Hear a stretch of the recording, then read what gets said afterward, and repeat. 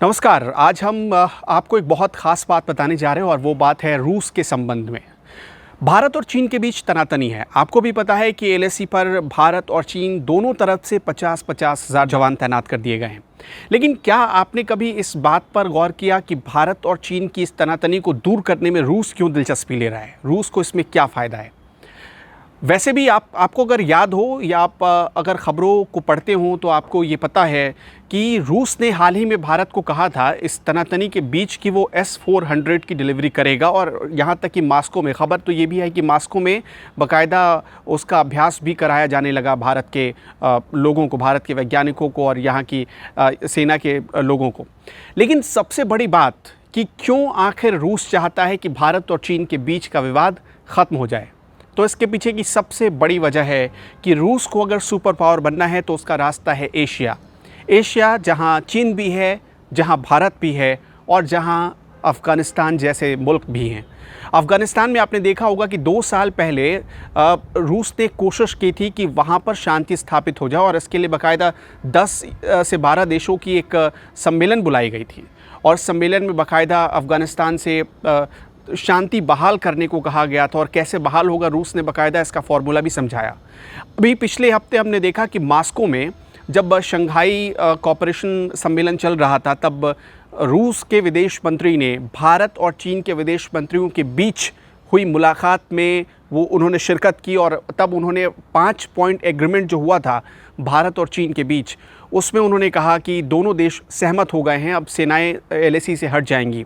और हमने देखा कि एस जयशंकर और रूस के जो विदेश मंत्री थे दोनों ने बाकायदा ये बात कही भी कि अब धीरे धीरे डिसएंगेजमेंट होगा।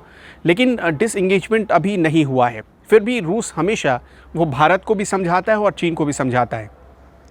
इसके पीछे सबसे बड़ी वजह, एक और बड़ी वजह ये भी है कि साल 2000 में जब व्लादिमीर पुतिन सत्ता में आए तब उन्होंने देखा कि रसिया की ताकत कमज़ोर पड़ चुकी थी।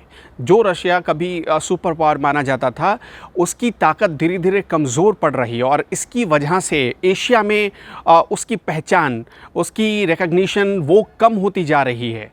ज़्यादातर देश जो है अमेरिका की तरफ झुकते चले जा रहे हैं और इस वजह से रूस ने एक नया फार्मूला अपनाया कि वो धीरे धीरे एशिया में अपनी पकड़ मजबूत करेगा।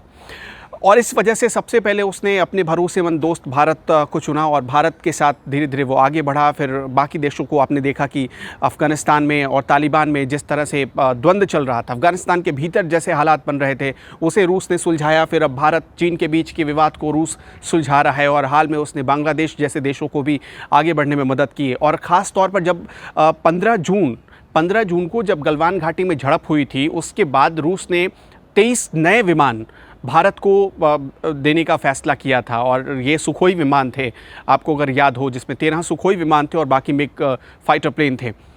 ऐसी स्थिति में रूस ने चीन को कहा कि वो S-400 की डिलीवरी चीन को नहीं करेगा, लेकिन उसने भारत को भरोसा दिया कि चीन से पहले जो S-400 है, जो कि मिसाइल डिफेंस सिस्टम है, वो भारत के पास पहुंच जाएगा। और जैसा कि मैंने आपको बताया कि अब इसका बाकायदा अभ्यास शुरू कर दिया गया है मॉस्को में और बहुत जल्द ये भारत आने वाला है। तो यही वजह है कि, और चूंकि रूस ऐसा एक देश है जो कि अमेरिका को सीधा टक्कर दे सकता है और वो अपना मुकाबला अमेरिका से मानता है। और इस वक्त जो स्थिति है कि अमेरिका सबसे बड़े सेंटर में है और अमेरिका चाहता है कि जो भी दुनिया में बड़े देश हैं या जो भी विकासशील देश हैं या विकसित देश हैं वो सब अमेरिका के पास है, लेकिन रूस उसकी इस मोनोपोली को तोड़ना चाहता है। और इसी वजह से रूस हमेशा वैसे देशों को, छोटे देशों को या जिन देशों के बीच आपसी मतभेद है उन मतभेदों को दूर करते हुए कुछ ऐसा करना चाहता है जिससे उसकी पहचान या उसकी ताकत फिर से स्थापित हो सके। और इसी वजह से वो ऐसा कदम बार बार उठा रहा है। इसके साथ साथ एक और अहम बात है कि एक तरफ रूस भारत को अपना सबसे ख़ास दोस्त मानता है और चीन को वो अपना भाई बताता है। रूस दोनों देशों को हथियार भी बेचता है, इसलिए उसकी बड़ी दिलचस्पी है कि ये दोनों देश आपस में ना लड़े, क्योंकि इससे उसका व्यापार टिका हुआ है। और शायद यही वजह है कि पुतिन हो या पुतिन के विदेश मंत्री, दोनों की ये चाहत है कि एलएसी पर या भारत चीन सीमा पर कोई जंग ना हो।